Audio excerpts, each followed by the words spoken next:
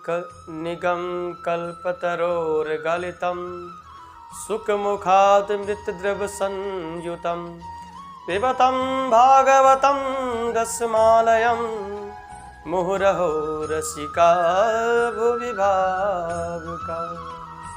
जब श्रीमद् भागवत को रचना किए तो वेद व्यास जी सोचे कि ये कथा में किसको सुनाऊं, कौन ग्रहण करने का अधिकारी है। तो कहे सुखमुखी, और क्या सुख रूपी जो तोता है उसका मुख से लगा हुआ ये फल है। तोता किसमें मुंह लगाता अपना, जो पका हुआ फल है। और सुखदेव जी ने इस सुख रूपी जो सुखदेव भगवान है उन्होंने भागवत रूपी जो फल है उसमें चोंच लगा दी अपना। इसलिए भागवत जैसा मीठा फल को किसको दूं और कौन अधिकारी है। तो क्या पिबतम भागवतम रसमालयम मुँह रहो रसिका भूमि भाव का। बोल कौन पीने अधिकारी है, वो रसिक और भाव को बुलाए। तो बोले कि वेद व्यास जी ने, किसी ने कहा कि वेद व्यास जी ने तो भेदभाव कर दिए। तो महाराज भेदभाव किए, बोले क्यों किए, उसका कारण है क्योंकि जो प्यास लग रहा था जिसको, ये रसिक भाव कौन है, बोले प्यासे हैं। जो भूख लग रही थी महाराज, वो नहीं देखता कि चटनी बनाए हो कि अचार बनाए हो कि ऐसे सूखी रोटी दे रहे हो, वो तो केवल पेट भरने से मतलब रखता है। और जो प्यासा रहता है महाराज, उसे तो केवल ये पूछता है कि महाराज ये पानी दीजिए, तो हमें पानी पी लेता महाराज। लेकिन जिसे नहीं पीना रहेगा ना, उसे जबरदस्ती पिलाओगे ना तो वो क्या कहेगा, बढ़िया से छान के लाएगा नहीं है, हाथ वाथ धोया कि नहीं धोया, बढ़िया से पिला रहा है कि नहीं पिला रहा है, कौन सा कुआं का कि नल का है, नाना प्रकार का नखरा करता है महाराज। लेकिन जो प्यासे रहते हैं वो महाराज एक बार भी नहीं पूछता है कि कैसा है सो, बस कहता है भैया मुझे पानी पिला दो। इसलिए रसिका भूमि भाव का, इसलिए रसिक और भाव को ही बुलाए, के बाद अनावश्यकता किसी को नहीं बुलाए।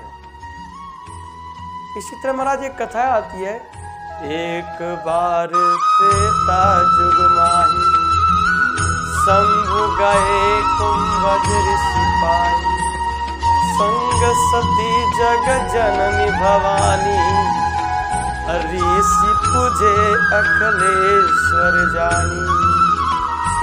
महाराज एक बार पार्वती सती मैया के साथ में भगवान भोलेनाथ कुंभज ऋषि के यहाँ गए, अगस्त जी के यहाँ गए और कथा करने लगे। महाराज अगस्त ऋषि ने, महाराज ने कहते सुनी महेश परम सुख मानी। भगवान शंकर जी बहुत सुखी माने। वही पार्वती जो सती मैया है उनको कथा समझ में नहीं आए, क्योंकि वो रस्सी भाव थे, वो तो पद लेके गई।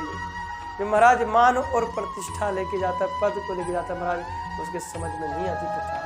कथा किसके लिए है, जो भूखे प्यासे। इसलिए तुलसी बाबा ने समझ क्या, संग सती जग जननी भवानी ऋषि पूजे अखिलेश्वर जानी, क्योंकि वो जगत की माता बन के गई। कथा में जाओ तो नहीं देखो कि मुझे कुर्सी मिलेगी कि नहीं मिलेगी, कि अच्छा आसन है कि नहीं, भोग बढ़िया बना है कि नहीं है। व्यास जी किसी कथा, अरे तुम्हें कथा सुनना तो बैठ जाओ केवल और कथा सुनो भगवान की, क्योंकि भगवान की कथा है क्या, राम कथा सुंदर करता रे, संशय बिहग उड़ा वनहारी। भगवान की कथा यदि एक बार सुन लोगे तो सारे संदेह दूर हो जाएंगे, मन की सारे भ्रम खत्म हो जाएंगे। इसलिए जो है भगवान की जो है कथा सुननी चाहिए, और बढ़िया से श्रद्धा से और भक्ति से, तभी भगवान की कथा समझ में आती है। जय श्री राम।